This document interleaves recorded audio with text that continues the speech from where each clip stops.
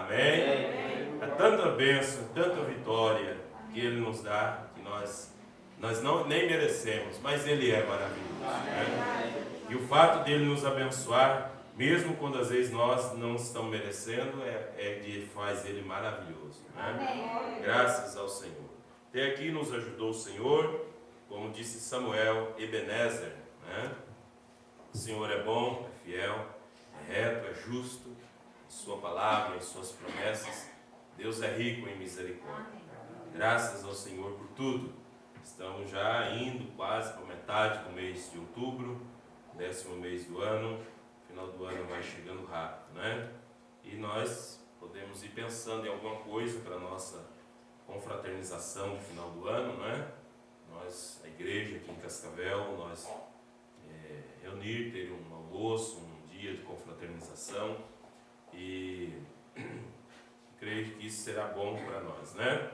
Se nós puder ter alguém de fora, né, para vir compartilhar com a festa conosco, como pregador, isso nós vamos tudo estudando as possibilidades, e assim nós podemos ter aí um tempo maravilhoso na presença de Deus, né? Nós estamos também planejando, né, nós ter aqui o irmão lá de Campo Grande, né, o irmão Jorge. Ele é um evangelista, né, gosta muito de fazer esse trabalho, e ele tem desejado estar aqui conosco. Nós estamos orando para que tudo dê certo, né? Estamos esperando mais alguns dias aí, que vai passando aí esses decretos, esses protocolos, né, para que a gente tenha mais liberdade, né, de fazer esses trabalhos, né? No Paraguai também as autoridades estão afrouxando mais as regras, né, da quarentena. As igrejas já estão permitindo reunir já 50 pessoas, né? Antes era só 20, em alguns lugares 40, agora estão liberando lá uns 50 pessoas, né? E o certo é que poucas igrejas no Paraguai tem mais que 50 pessoas na mensagem, né? Mas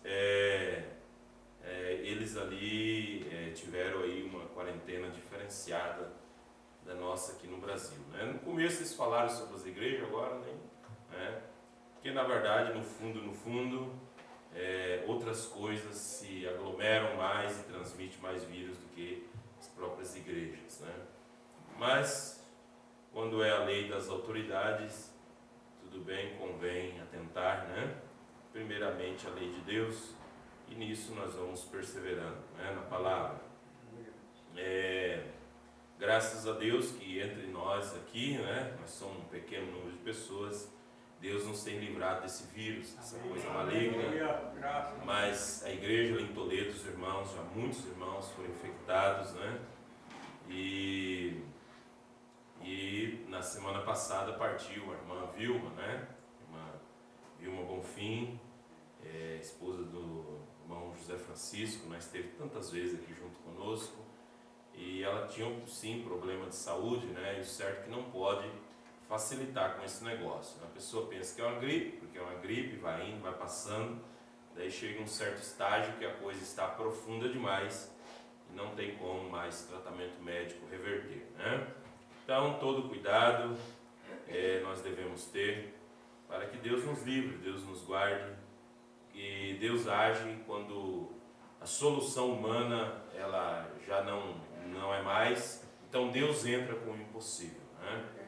E assim Deus sempre Ele opera com a sua mão de poder para nós, né? Graças ao Senhor. Então, nós vamos estudar a palavra nesta noite, mais um pouquinho, para que nós sejamos aperfeiçoados na fé. Na carta de Paulo a Tito, quando Paulo deixou Tito naquela cidade, e ele disse que era para colocar em ordem as coisas que ainda restavam se colocar em ordem. Nós, como uma igreja pequena, e consideramos uma igreja nova, né? Que é os irmãos aqui, tem o Monésio, mais tempo de fé, né? Monésio, irmão Guedes, né? A minha esposa, e os outros são mais novos na fé. É uma igreja que está sendo estabelecida. Nós vamos estudando, aprendendo na palavra, nos firmando, baseando nas escrituras, na mensagem do profeta, porque sem a mensagem qualquer igreja ela não subsistirá, porque a mensagem da hora é o caminho provido por Deus para esse tempo do fim. Todos os outros caminhos são ideias humanas, sistemas feitos pelos homens, são denominações. E as denominações, elas foram contaminadas, né, pelo espírito do anticristo. Agora, quando fala espírito do anticristo, você pensa num bicho com chifrão e coisa. Não, é o espírito de contradição, é o espírito contrário à verdade, né? E nesta noite nós vamos estudar um pouco na palavra e ver como esse espírito opera, onde ele está, como ele opera. E o Espírito de Deus também está operando, ele está agindo também, né? Louvado seja o Senhor. Nós vamos ler a Bíblia em Hebreus, capítulo 4, versículo 12. E depois Apocalipse 2, 24. Hebreus 4, 12.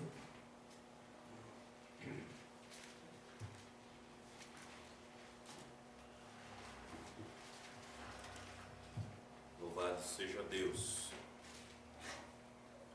Antes que eu me esqueça de falar para os irmãos, nós precisamos mudar só essa semana o culto de oração de quarta-feira para quinta-feira. Amém, os irmãos? Concordam?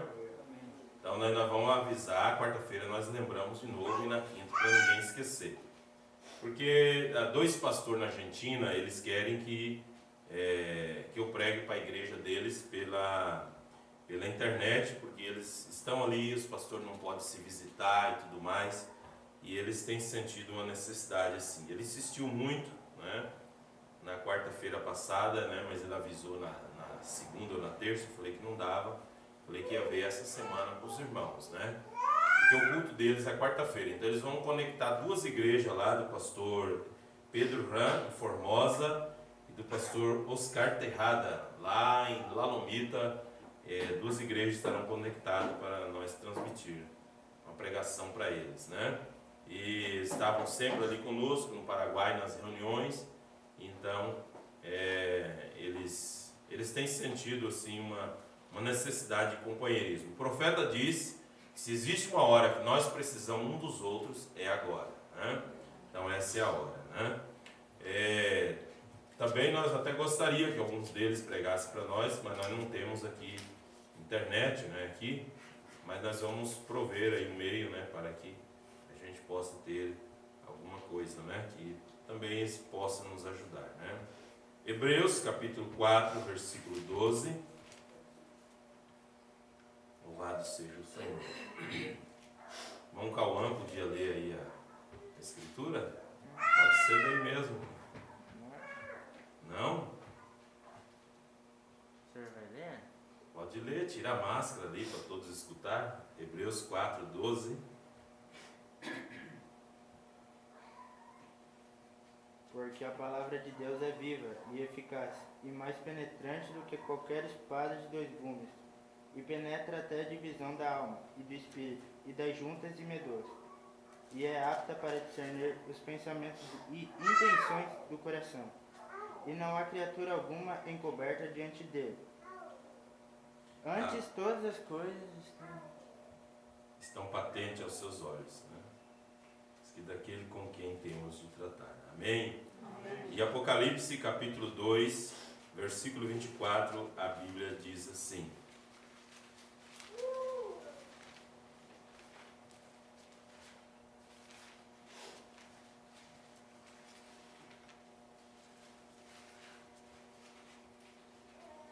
Mas eu vos digo a vós, aos restantes que estão em Tiatira, a todos quantos não têm esta doutrina e não conheceram, como dizem, as profundezas de Satanás, que outra carga vos não porei.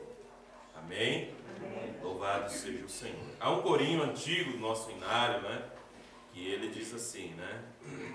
Senhor, eu quero entrar no santuário para te louvar. Senhor, eu quero entrar no santuário para te louvar. Ó, dá-me as mãos limpas e um coração puro. Afasta a vaidade, ensina-me a amar, ó, dai-me as mãos limpas e um coração puro. Afasta a vaidade e ensina-me a amar. Senhor, eu já estou no santuário para te louvar. Senhor, eu já estou no santuário para te louvar. Já tenho as mãos limpas e um coração puro. Já não sou vaidoso, eu já sei amar. Já tenho as mãos limpas e um coração puro. Já não sou vaidoso, eu já sei amar. Senhor Deus e Pai Celestial, aqui estamos nós no santuário, Pai. Que o Senhor nos dê as mãos limpas, Senhor. O Senhor nos dê um coração puro. O Senhor nos ensina a amar. Amar a Tua palavra acima de todas as coisas. Ensina-nos a amar, Senhor, com um coração puro, um coração sincero. Amar o nosso próximo, o nosso semelhante. Amar aqueles por quem o Senhor morreu na cruz do Calvário. Resgatou com Teu sangue precioso, ó Pai. Ajuda-nos, Deus, nesta hora, que esse amor de Deus em nossos corações possa crescer, Pai, cada dia. Esse amor de Deus possa fluir em nossos corações, ó Pai. É isso que nós necessitamos, Senhor. Uma vida limpa, uma vida consagrada, uma vida dedicada para Deus. Ó Senhor, ajuda-nos, ó Pai, a nos entregar a Ti, Senhor, nosso coração, nossa vida, sem reservas ao Senhor, para que o Senhor possa moldar em nós aquele caráter de Cristo e tenhamos uma vida espiritual de acordo com a palavra para este dia. Em nome de Jesus Cristo, ó Pai, ajuda-nos, Senhor, ó Deus, enquanto estudamos a palavra, Pai, o Senhor trate com nossas almas e a palavra não venha, não volte vazia, como o Senhor disse que a palavra não voltaria vazia e ela também não cairia por terra, mas ela cumpre o efeito para o qual ela foi enviada, e possa trazer libertação, possa trazer solução de problemas, a palavra possa aumentar a nossa fé, a palavra possa mudar nossas vidas, Pai, a palavra possa acrescentar mais na nossa estatura de fé, de varão perfeito, em nome do Senhor Jesus Cristo. Amém, Jesus. Amém. Podeis assentar, irmãos. Louvado seja Deus. Aleluia. Porque a palavra de Deus é viva e eficaz, mais afiada do que espada de dois gumes, quer dizer, que corta para os dois lados, né? E ela é apta para discernir os pensamentos e as intenções do coração. E ela penetra até a divisão da alma e do espírito, da junta e medula. Quer dizer que ela vai no mais secreto. Porque o órgão mais escondido do ser humano é a medula óssea. Ela está dentro da espinha dorsal. E a palavra de Deus vai lá. Amém. Né? Então não há lugar que a palavra não vá. Por isso, quando você vem à igreja, a palavra vai mexer em tudo na sua vida. Né? Tudo que Deus queira que seja mudado, que seja transformado, que você reflita, a palavra vai ali ao encontro. Né?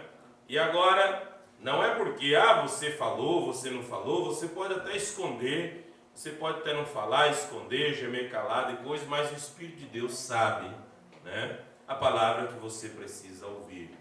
E é nessa expectativa que nós viemos à igreja, que nós viemos para um culto produtivo, que Deus vai tratar conosco, que Ele está nos preparando para aquele grande dia do arrebatamento. Amém. Não viemos para passear, para distrair, não viemos para usar um calçado que temos ou uma roupa, nós viemos para adorar a Deus, nos preparar para aquele grande reino milenial e estarmos na eternidade, né? Louvado seja o Senhor. Então, nós vemos que em Apocalipse também, capítulo 2, versículo 24, a palavra está falando, né? Está dizendo ali que aqueles que estavam em Tiatira, que Deus não poria outra carga, aqueles que não conheceram as profundezas de Satanás. Se a palavra de Deus ela vai no profundo, no coração de uma pessoa, lá na mente, no subconsciente, Satanás também tem suas profundezas, né? Há duas forças trabalhando na terra, né? O Espírito de Deus e o Espírito do diabo. O diabo não quer queimar no lago de fogo sozinho, então ele procura fazer com que as pessoas desagradem a Deus para serem condenadas e jogadas no lago de fogo. E Deus não criou o céu para ele morar sozinho também.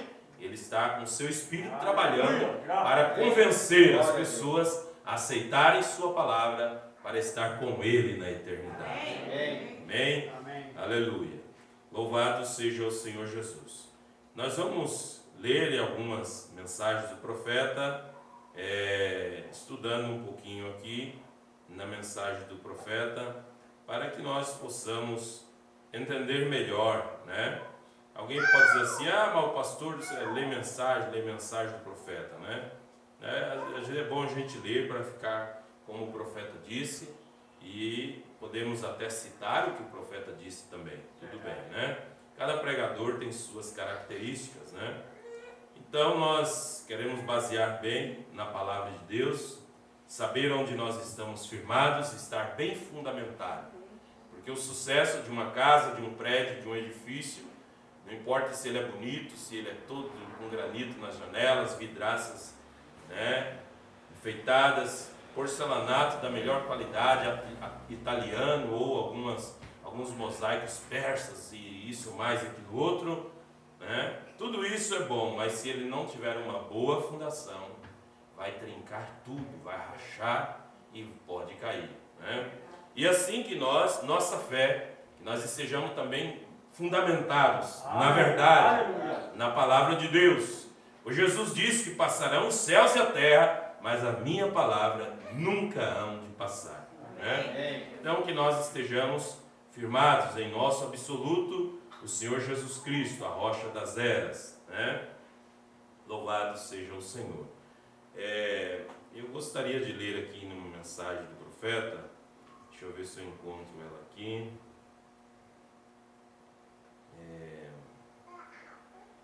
Deixa eu voltar aqui um pouquinho. Na mensagem do profeta, aonde o profeta vai falar sobre, né, que o ímpio ele também ele é influenciado, todas as pessoas influenciadas, né? Veja, o profeta diz que não há ninguém sem unção, né? Não há ninguém sem unção. Todas as pessoas ungidas, todas as pessoas são ungidas, ou todas as pessoas estão recebendo influências. Agora, depende de quem nós queremos receber influências e por quem nós estamos sendo influenciados, né? Alguém pode influenciar as pessoas, um político, mas o político está recebendo a influência de alguém. Um comunista influencia as pessoas, mas o comunista está recebendo a influência de alguém, né? Um cristão pode estar influenciando uma pessoa, mas ele está recebendo a influência de alguém, né? Na mensagem Deus aperfeiçoando a sua igreja, no parágrafo 52, o profeta mensageiro, ele diz assim: veja, a primeira coisa quando você está saindo desta linha, agora pegue isto corretamente, não entenda mal o que o profeta vai dizer. Aqui está onde os mortais vivem, uma conglomeração inteira é escuridão e trevas. Ali há pequenas luzes colocadas então. Esses são os cristãos nascidos de novo da luz. Vós sois luzes colocadas sobre uma colina, diz o profeta, né, citando a Bíblia. Uma candeia que é colocada em um quarto, ele ilumina todo o cômodo. Assim que é o cristão no meio das trevas. Então nós estamos vivendo esse mundo, é um mundo de trevas, trevas espirituais. E o cristão, ele está vivendo aqui, ele está refletindo a luz. Porque é fácil, irmão, irmã, você ser luz no meio da luz. Agora difícil é você ser luz no meio das trevas. É você ser cristão em uma empresa que tudo é incrédulo, contrário à palavra, e você permanecer cristão. É difícil você jovem numa sala de aula cheio de incrédulos, de mocinhas e mocinhos depravados, com conversas malignas, profanas, de sexos, de coisas erradas, coisas imundas, pecaminosas, e você refletir no seu caráter que você é um cristão e você permanece cristão. É difícil você, irmã, viver em uma casa que você é a luz ali nessa casa. Você, irmão, na sua família, você é a luz. Agora, você ser luz no meio da luz é fácil, porque um ajuda o outro. Mas quando você tem que irradiar esta luz, né? Então exige mais esforço da sua parte, né? Mas Jesus disse, eu não vos deixarei só, né? Estarei convosco mesmo em vós, até a consumação dos séculos. Veja, então ele diz, você tem que brilhar onde estiver escuro. Ah, como que você vai mostrar que você é cristão se você nunca for tentado? Uma vez eu conheci um irmão, que ele mudou da cidade do interior, ele morava no sítio, e lá no sítio dele tinha uma porteira, e só entrava lá do jeito que ele queria, né? E muita gente não ia, porque sabia que ele era um cristão exigente e tal, e ele vivia assim. Mas chegou um tempo que houve uma necessidade, ele mudou para a cidade. Parece que o mundo caiu na cabeça dele.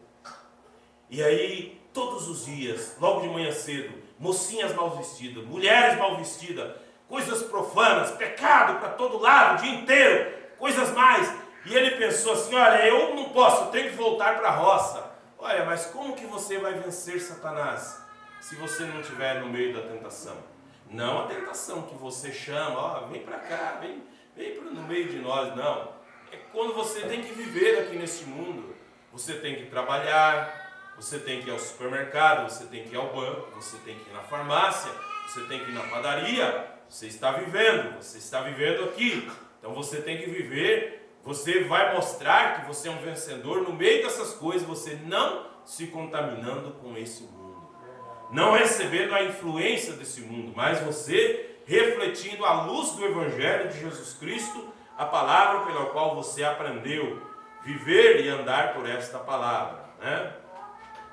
Então o profeta diz, ele diz assim, é assim que é o cristão no meio das trevas, você tem que brilhar onde estiver escuro. Agora observe, o ímpio ou incrédulo é influenciado pelas profundezas. Há uma trindade no céu, eles são influenciados por poderes malignos. Observe, a primeira coisa quando você começa a descer, a primeira coisa que você encontra é uma dimensão aqui, onde estão não os salvos, isso é correto. Foi lá onde Jesus foi e pregou para as almas que estavam encarceradas, que não se arrependeram na longanimidade dos dias de Noé. Na próxima estão os demônios, e a seguinte é o próprio inferno. O mundo influenciado pelos poderes desses demônios através dessa trindade.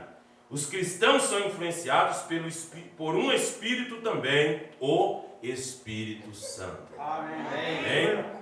Então veja, o profeta diz que 3 poderes estariam agindo no mundo neste último dia, na última hora. Que seriam os 3 poderes: o poder político, o poder religioso e o poder satânico. São 3 poderes que estão dominando a humanidade, a sociedade. Esses 3 poderes têm se infiltrado por todos os lares, até dentro das igrejas. Esses 3 poderes têm influenciado a política, o espírito religioso e o espírito demoníaco. E as igrejas, elas acham que é uma grande coisa. Não, mas nós temos que colocar um um candidato lá, um senador, nós temos que colocar um governador, nós temos que colocar um vereador lá, para ele legislar em favor dos crentes. Será que é assim que a Bíblia diz? Nós não temos parte com política, por isso o político não vai vir aqui falar daqui, dar saudação para ninguém, dizer coisa. O político não vai vir, se ele quiser vir aí sentar no banco e ouvir a palavra e vai embora, aí tchau. E se ele quiser pedir algum voto para alguém, vai pedir lá fora do portão. Lá fora do portão. Porque aqui não é lugar de político e nós não misturamos com a política. Deus não tem parte com a política dos homens. Veja, porque é tudo mentira, promete coisa que não vai cumprir, que não vai conseguir cumprir, mas eles prometem para convencer as pessoas. Agora, há boas pessoas que são políticos, né? Eles são políticos. Agora o Mombrana diz assim, ó, aqui o político, ele se corrompe por causa do sistema. É um sistema corrompido, ele entra lá e ele tem que, vamos dizer, dançar a mesma dança que já é ditada, né? Já está tocando uma música, já tem um ritmo, e eles têm que entrar naquele ritmo. Então, nós não temos parte com a política. Então, o poder político, o poder religioso e o poder satânico, esses três poderes, eles estão agindo no mundo hoje, que não é outro, é o próprio Satanás agindo de três formas, três poderes que ele libera para ungir a humanidade, né? Poder político, poder religioso e poder satânico. E tanto é que o poder político e o poder religioso estarão unidos para fazer cumprir a marca da besta, né? Veja, louvado seja o Senhor. Vamos prosseguir aqui um pouco mais. Louvado seja o Senhor. Na mensagem do profeta, companheirismo através da redenção,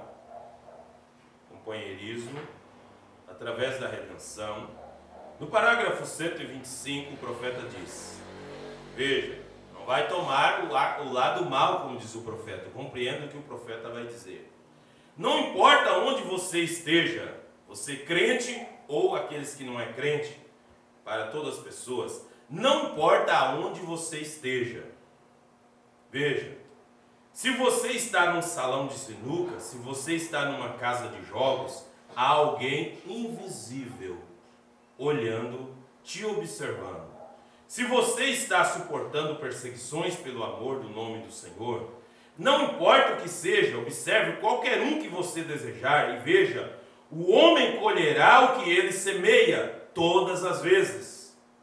Se ele está agindo errado, nunca passará despercebido, porque há alguém invisível olhando. Quem é? Os olhos de Deus. Alguém está olhando. Veja. Então ele diz, se ele está agindo corretamente, ele tem que entrar na glória com isso. Você simplesmente não pode escapar. Ele é Deus. E ele está aqui. E ele conhece as próprias profundezas do seu coração. Porque a palavra de Deus é mais afiada do que espada de dois gumes. Ela é apta para discernir os pensamentos e as intenções do coração. Então, Deus conhece mais do que eu e do que você a profundeza dos nossos corações. E eu costumo dizer que Deus conhece mais a nossa vida do que eu conheço e você conhece a palma da sua mão. Porque há muitas coisas que você fez ou que você pensou, ou situações que você passou, que você esqueceu, está lá no subconsciente. Deus soube daquilo. Deus viu aquilo. Então Ele sabe tudo sobre a nossa vida, como Ele sabe também o futuro, a posição que nós vamos ter em relação à palavra de Deus, com aquilo que nós ouvimos sobre a palavra de Deus. Então Ele conhece mais a nossa vida. Eu não sei o amanhã o que será, que daqui 2 semanas, podemos supor, nós estaremos no próximo domingo aqui para adorar a Deus, mas até lá nós não sabemos o que pode passar, um de nós pode morrer, eu posso morrer, você pode morrer, ninguém pode garantir que nós estaremos vivos no amanhecer. Agora nós cremos que sim, que Deus nos dará, prolongará nossos dias de vida, mas só que Deus sabe exato o que se passará. Ele sabe exato as coisas, tudo que nós passaremos, porque Ele já viu o filme da nossa vida, né? E Ele sabe quem você é e tudo que você tem feito. Nas reuniões, às vezes, observo como aquelas visões se materializam. E eu pensei, ó Deus, como isso pode ser? Quando aqui de pé, um minuto atrás, estava um homem com seus braços cruzados, olhando para mim. E ouvi sua voz falando comigo e dizendo coisas que vão acontecer ali, que nunca falham. E então ele desaparece de mim. Quer dizer, era o anjo, né? Com os braços cruzados, perto do profeta, e dizia isso sobre a vida dessa pessoa que está vindo na fila de oração, assim, assim, assim. E logo o anjo desaparecia, né? Então o profeta diz, parágrafo 127 da mensagem, companheirismo através da redenção. E eu sei que há uma terra além do rio. Há uma região ali, em algum lugar, onde as pessoas gloriosas dos grandes anjos de Deus e seu ser estão tendo companheirismo novamente. O companheirismo. Deus de volta ao princípio se movia, e a alma de Adão e Eva não estava arruinada. Eles podiam ouvir o rugido e ver aquela linda luz brilhando através dos arbustos ali. Era Jeová falando com eles. E então o pecado os separou, e eles caíram em pecado, e Deus tinha apenas uma preparação para um homem pecador chegar a um Deus santo. E aquilo não era por justiça própria, não era remendando uma coisa velha, era pela morte e a ressurreição. E a única maneira, Deus condenou o homem no jardim do Éden porque ele tinha pecado e todo o seu corpo estava cheio de lama. E você nunca pode virar uma página nova. Ouça, não importa o quanto você se una a uma igreja, quantas coisas boas você faça, tudo isso é bom. Você compra carvão para a viúva quando ela está com frio, você compra alimento para ela quando ela está com fome, você tira as criancinhas da rua, isso é bom.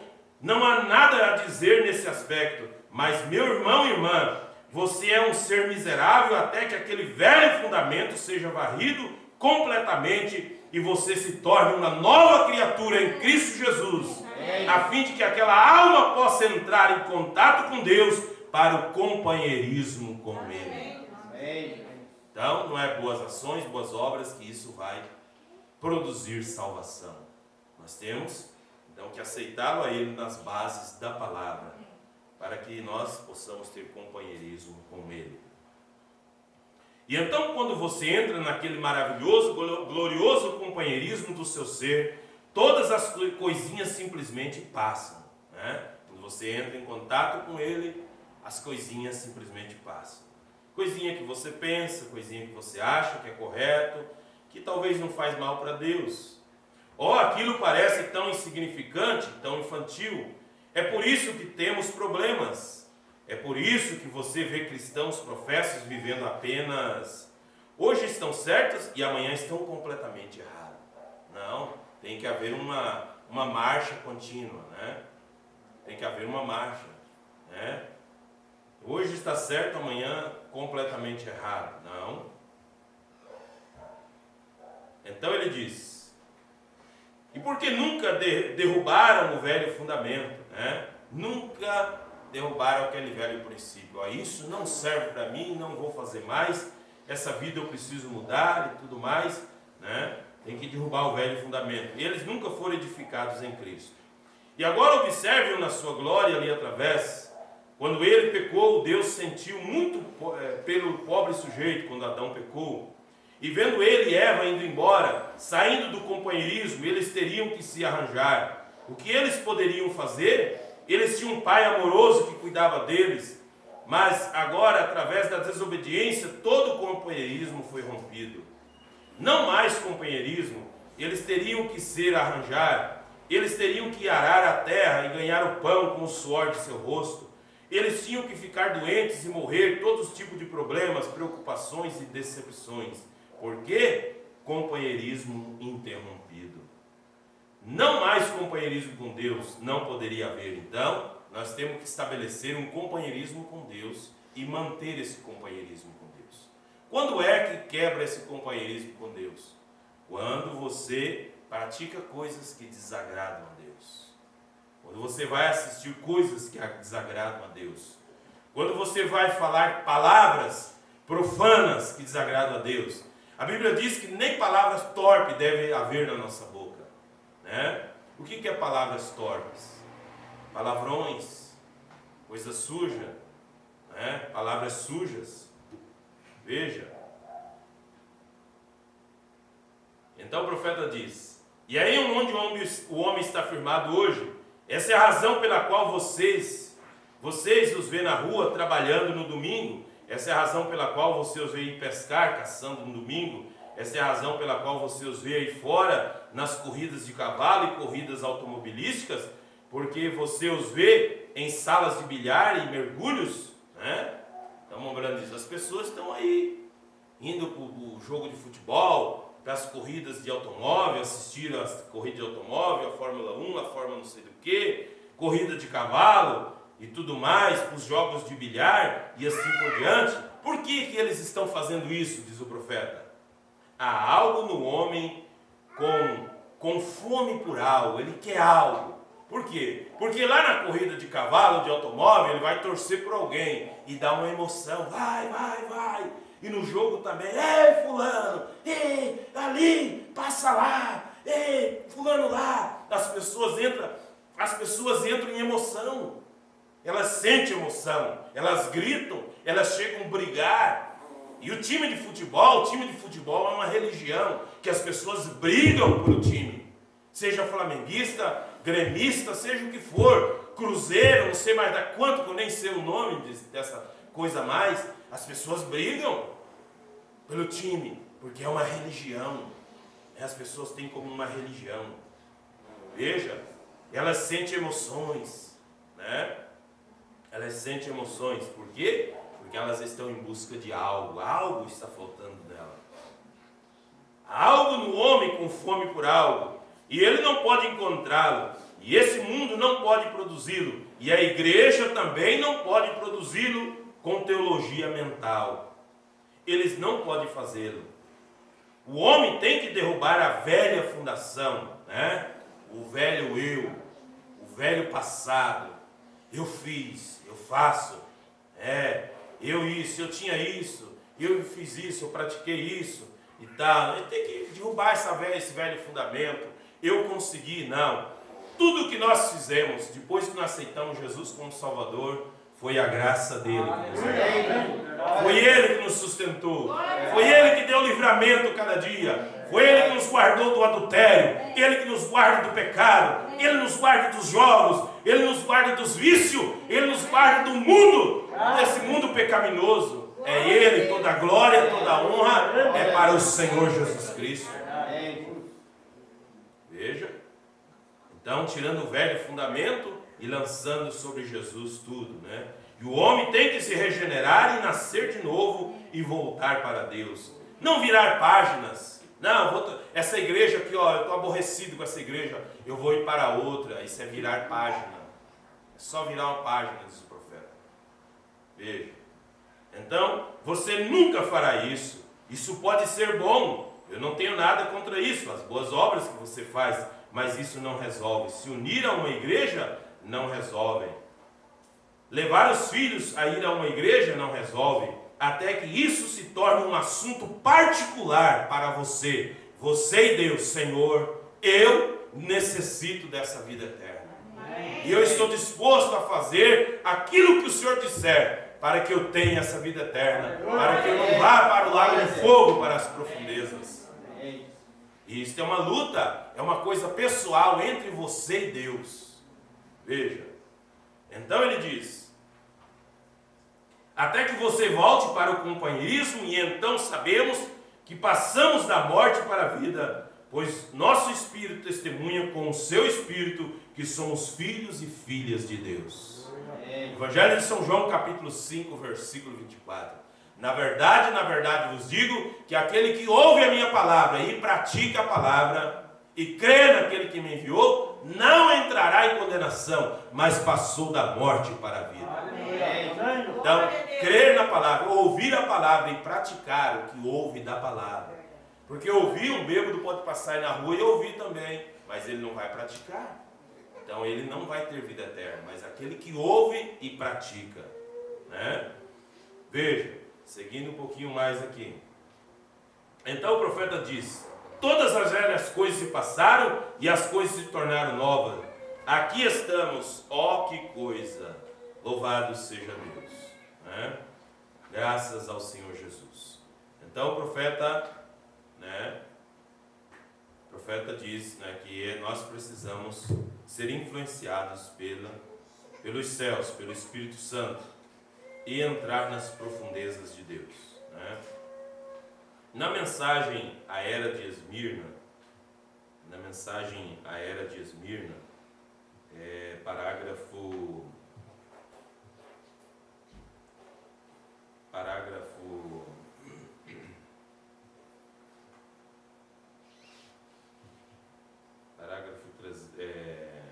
30, 31, resumo das 7 eras, parágrafo 30, parágrafo 31 da mensagem à era de Esmirna.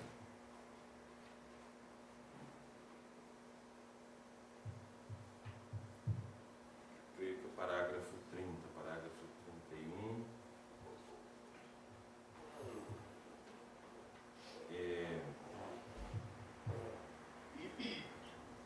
O profeta mensageiro vai dizer aqui sobre as profundezas da escuridão em que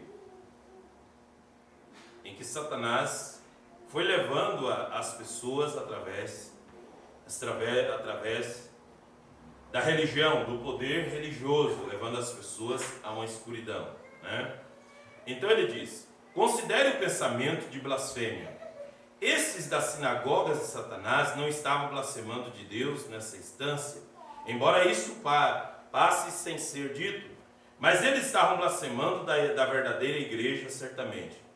E assim como Caim perseguiu e matou Abel, porque ele, Caim, era do maligno, assim como os seguidores judaicos mortos formais, Jesus disse que eles pertenciam a seu pai, o diabo. Como que Jesus pode chegar para umas pessoas que eram religiosas,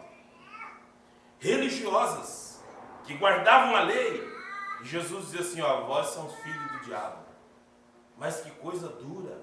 Por isso que algumas pessoas ficam escandalizadas, falam assim: mas não pode nem falar isso, não sei o quê. Mas o irmão Branham é chamar o mundo religioso de hoje de filhos do maligno.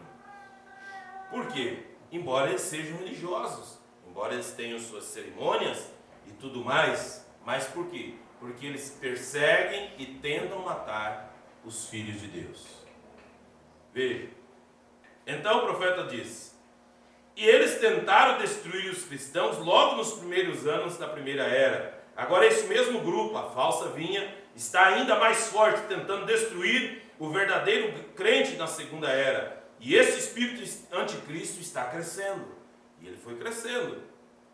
O grupo que avança pouco a pouco, vagarosamente,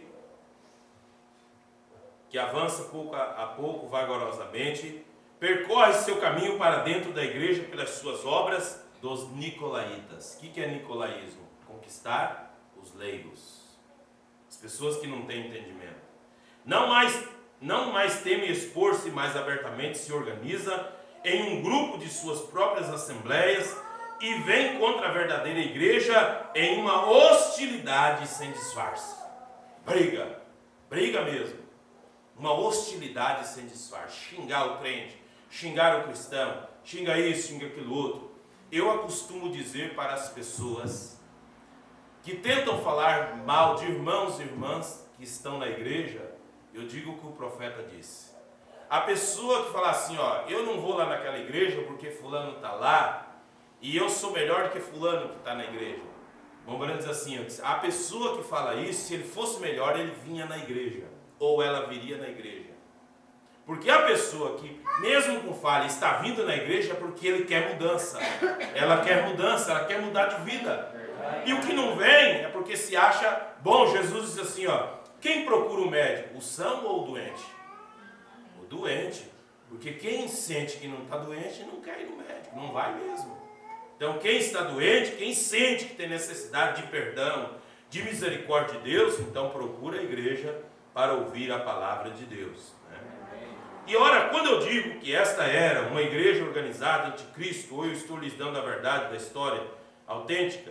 A primeira igreja foi fundada em Roma, tracemos a sua história na dispensação de Pérgamo, e já tinha transformado a verdade de Deus em mentira ao introduzir uma religião pagã com nomes e significados cristãos.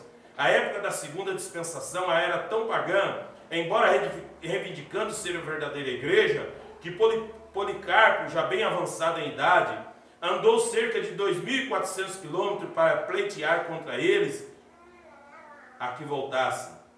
E eles não fizeram isso. Eles tinham sua sólida hierarquia, uma sólida organização, um completo abandono pela palavra. E esta, pois, é a sinagoga de Satanás, cheia de blasfêmia, na qual já existia a semente da doutrina dos nicolaítas, e que seria brevemente o verdadeiro assento ou poder da religião satânica. E isto é exatamente certo, pois Apocalipse 2:9 diz que esse povo é da sinagoga de Satanás, mas diz que são da palavra de Deus, são da palavra de Deus, mas a Bíblia diz que são das sinagogas de Satanás, Então veja, o que é nicolaísmo? É estabelecer hierarquia, um homem liderando o outro, um homem sobre o outro. É a hierarquia que Roma estabeleceu: bispo, arcebispo, cardeal, papa, uma liderança um acima do outro. Isso é nicolaísmo. Veja, o Espírito Santo é o líder da sua igreja. Nós não temos igreja sede, porque nós não somos denominação. Não temos igreja sede, Nossa igreja é soberana. Nossa igreja é soberana e o líder aqui é o Espírito Santo. Veja, então nós temos que estar firmados na palavra, baseados na palavra de Deus. Veja, o espírito anticristo não é novo. Isso não é algo que simplesmente chegou nas dispensações da igreja. Ele tem estado aqui durante todo o tempo, para se ter uma compreensão clara de como ele age, como ele vai contra Deus e domina a igreja. Olhe o Velho Testamento e veja ali. Examinemos esse espírito manifesto em Israel, quando ele saiu do Egito para ser a igreja no deserto. E assim como a igreja primitiva começou sob o ministério puro do Espírito Santo, com sinais, maravilhas, manifestações, tais como profecias, línguas, interpretações, sabedoria, conhecimento, cura, assim nos dias de Israel, quando deixaram o Egito, eles estavam sob a liderança do Espírito de Deus, manifestando em dons.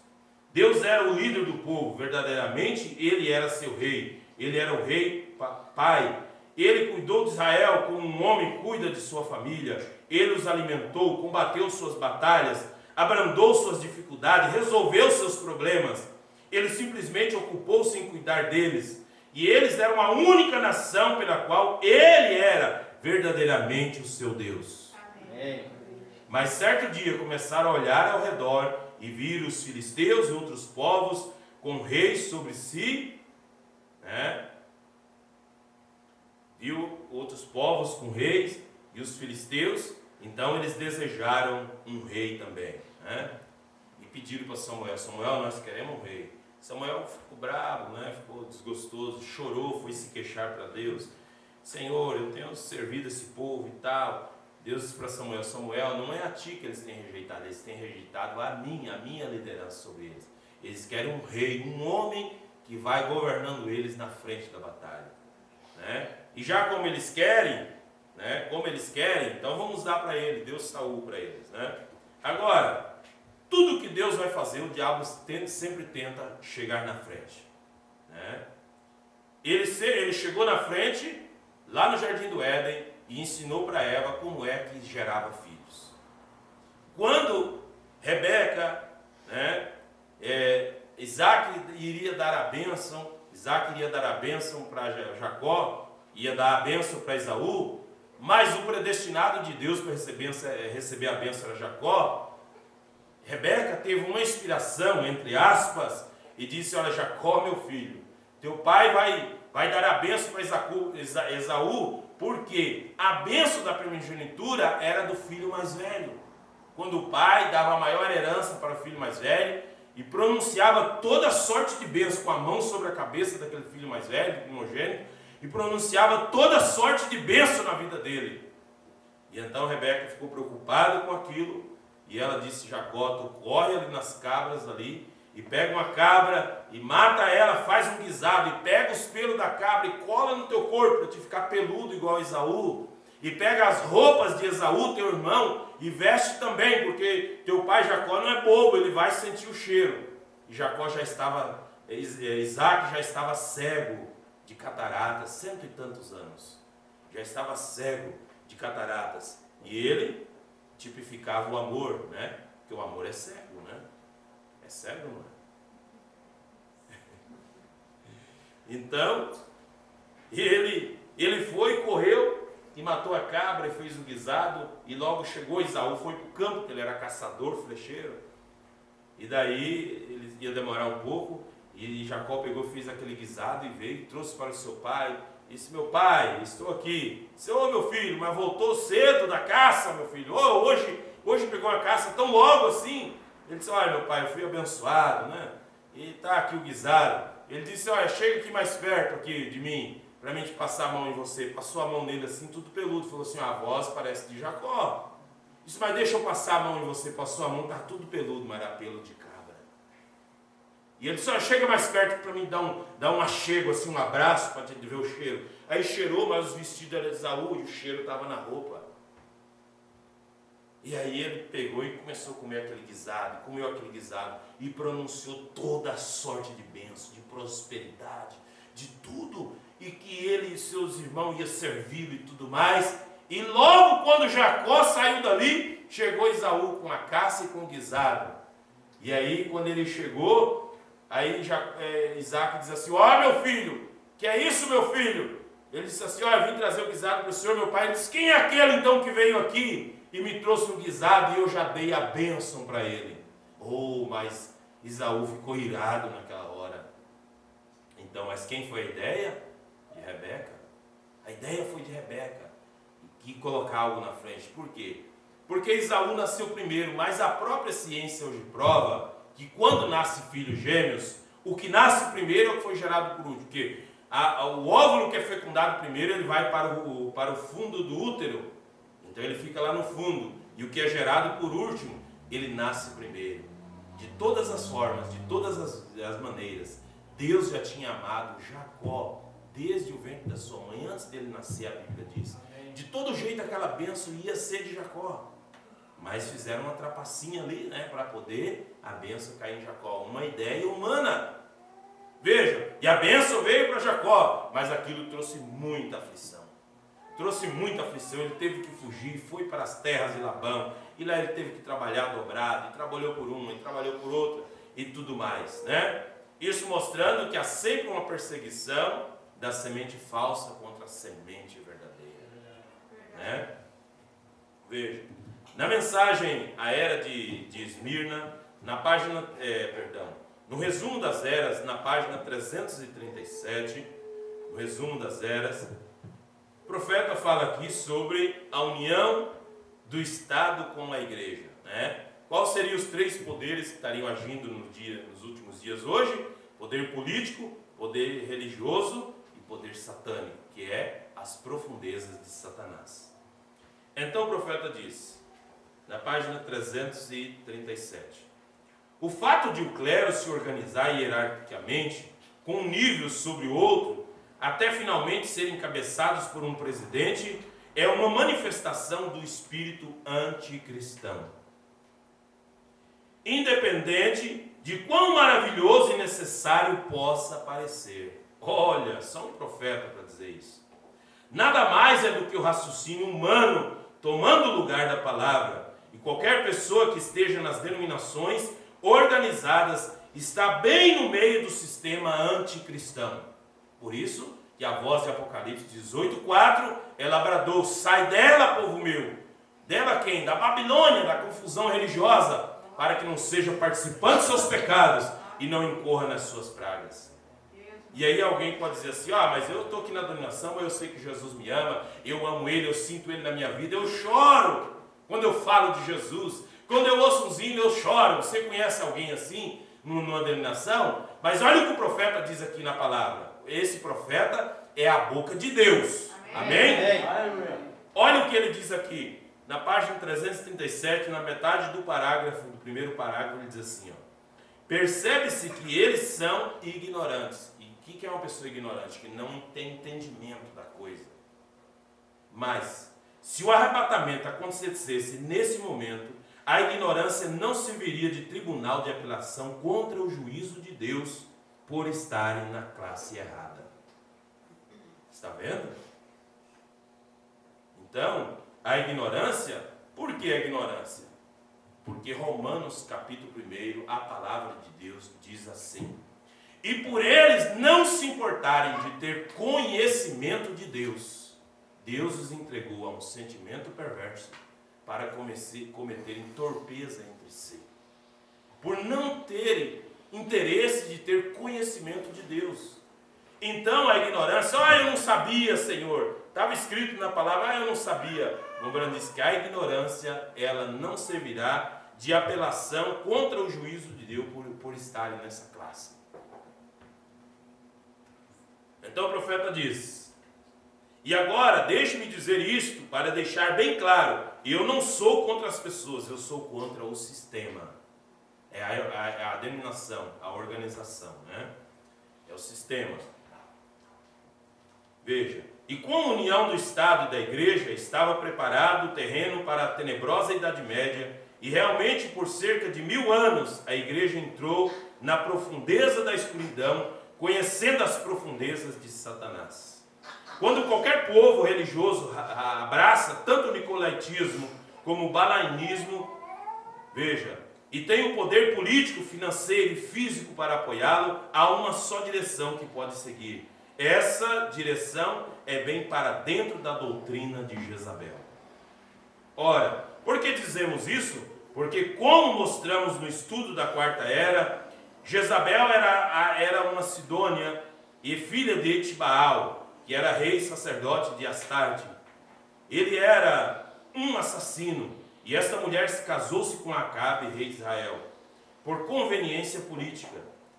E ela então assumiu o comando da religião do povo e matou os levitas, erigiu templos nos quais ela levou o povo a adorar Astarte, que era Vênus, e Baal, o deus Sol. E ela formulou o ensinamento e fez seus sacerdotes ensinarem, e eles, por sua vez, fizeram o povo aceitá-lo.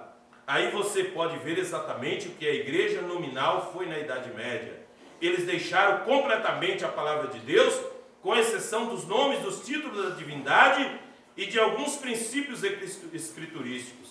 Eles torceram o que extraíram da Bíblia, mudando seu significado. Seu clérigo de bispo, etc., escreveu vastos tratados, seus papas declararam-se infalíveis e disseram que recebiam a revelação de Deus e falavam como Deus ao povo. Tudo isto era ensinado aos sacerdotes, que faziam o povo crer pelo medo. Discordar significava morte ou excomunhão, o que podia ser pior do que a morte. E agora foi a igreja com voz assegurada que assumiu o comando e com poder desenfreado bebeu o sangue dos mártires, até que os verdadeiros cristãos fossem quase exterminados e restasse quase nenhuma palavra e pouca manifestação do Espírito Santo. Mas a verdadeira vinha lutou e sobreviveu. Deus foi fiel ao pequeno rebanho. Apesar do que Roma podia fazer aos seus corpos, Roma não podia matar o espírito dentro deles. E a luz da verdade continuou a brilhar, sustentada pelo Espírito Santo e poder. Amém? Louvado seja Deus. Então, ele tem que estar dentro de nós, esse poder de Deus, esse Espírito Santo de Deus, né? Que Deus nos ajude, que Deus nos dê graça. O tempo passa rápido, né, irmãos? E nós possamos, então, meditar na palavra de Deus.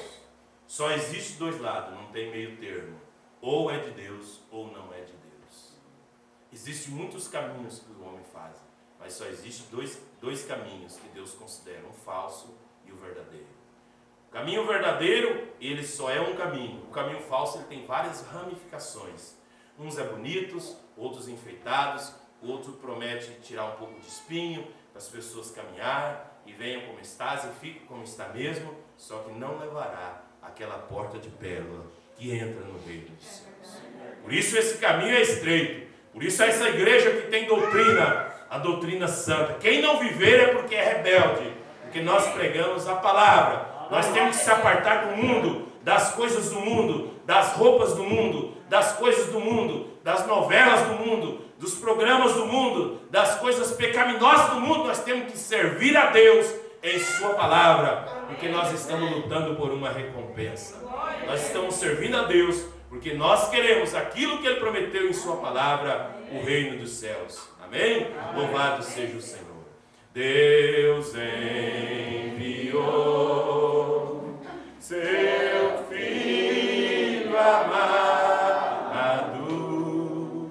para nos salvar e perdoar. Na cruz morreu por meus pecados, mas ressurgiu e vivo com o Pai está, porque Ele vive, posso crer no amanhã, porque Ele vive. Temor não há, mas eu bem sei, eu sei da minha vida está nas mãos de meu Jesus, que vivo está. Querido Pai Celestial, aqui estamos nós, Senhor, agradecidos a Ti, ó Deus, pela Tua misericórdia e bondade. Pelo Senhor, ó Pai, ter deixado aquele séquito de glória, aquele trono de pérolas brancas, ó Pai, e descido aqui na terra, e se fez carne, e habitou entre nós, e morreu na cruz do Calvário, morrendo como, ó Deus, para tirar o pecado do mundo. Como um pecador, mas não era pecador, mas Ele estava ali cumprindo, ó Pai, com as leis da redenção, para redimir nossas almas, que estavam na casa de prisão. Meu Deus eterno de misericórdia, como nós te agradecemos, ó Pai, por Tua palavra, Senhor, que veio abrir os nossos olhos, Senhor, pela mensagem do entardecer, que nos levou diretamente a esta mensagem da cruz. Ó Deus eterno de misericórdia, nos dê graça para prosseguir, ó Pai. Cada dia possamos caminhar nesta luz. Deus eterno e poderoso Pai, ajuda-nos, Senhor, a mantermos firmes nesta palavra, firmes, Senhor, nesse caminho, meu Pai, porque estamos tão perto, Senhor, dessa grande hora que esta noiva será arrebatada, meu Pai. Que cada eleito esteja preparado, cada um esteja preocupado com o sinal, preocupado com a vida espiritual, e render todo o coração a Cristo, render toda a vida ao Senhor, entregar seus corações a Cristo, ó Pai. Mais uma vez, Senhor, nesta noite, nós entregamos nossa vida ao Senhor, nós nos reconsagramos a Ti, ó Pai. Por isso, passa nesta noite com Teu Espírito Santo, Pai, sobre o Teu povo. Perdoa-nos, ó Pai, nossas falhas. Perdoa-nos, ó Pai, nossas fraquezas. Limpa-nos, ó Deus, pelo Teu poder. Passa sobre nós, ó Espírito do Senhor, e move em cada vida, Senhor, limpando os pensamentos, limpando cada coração, ó Pai, dando força e graça nesta batalha. Ajuda-nos, ó Deus, mais uma vez. Nós tanto precisamos de Ti, Senhor. A nossa força é pequena, Pai, mas venha nos fortalecer na batalha. Ajuda-nos, ó Deus. Derrama-nos mais do Teu Espírito, da Tua presença, Pai. Enche-nos mais do Teu amor. Opera em nós, Senhor, essa libertação total, essa transformação pelo Teu poder. Faça-nos olhar para a cruz, faça-nos olhar para a promessa, Senhor, e não venhamos olhar para as derrotas, não venhamos olhar para a falha do próximo, mas possamos olhar para Jesus, o nosso exemplo, o autor e consumador da nossa fé. que sejamos cristãos virtuosos, que sejamos cristãos prudentes, ó Pai, alinhados com a palavra, desejando mais e mais de Ti, Senhor, em nome do Senhor Jesus Cristo, Deus, que Tu possa acrescentar entre nós cada ovelha predestinada, Pai, para crer nesta verdade, para viver neste Evangelho, porque cremos, Senhor, que ainda nesta noite há sangue no propiciatório, há um sacrifício imolado por nós, há uma cruz do Calvário para nós, ó Pai. Nós cremos na plena redenção, Senhor, de nossas almas, em nome do Senhor Jesus Cristo, ó Pai. Fortalece-nos, ó Deus. Dá-nos uma semana abençoada de trabalho. Livra teus filhos de todo mal. Dá saúde a cada um, ó Pai. E que nenhuma enfermidade nesta noite possa resistir à presença do Espírito Santo. Cada um nesta noite seja curado pelo poder de Deus. Em nome do Senhor Jesus Cristo, ó Pai. Que o Senhor conceda a bênção e a vitória. Em nome do Senhor Jesus Cristo. Amém, Jesus. Amém. Eu amo,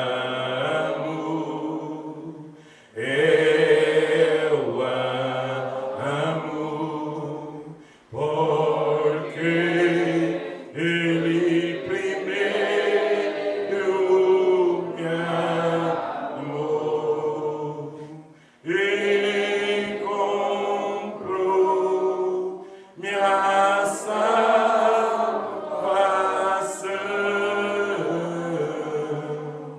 No madeiro, no Calvário.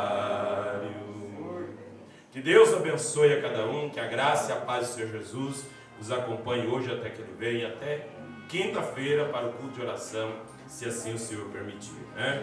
Aí os irmãos quiserem acompanhar o culto, né, com a igreja de Formosa, na Argentina, o pastor vai passar lá o link, né? Quem quiser acompanhar, né? Vai ser transmitido na quarta-feira, né? Que Deus abençoe os irmãos, em nome do Senhor Jesus. Até nos encontrarmos.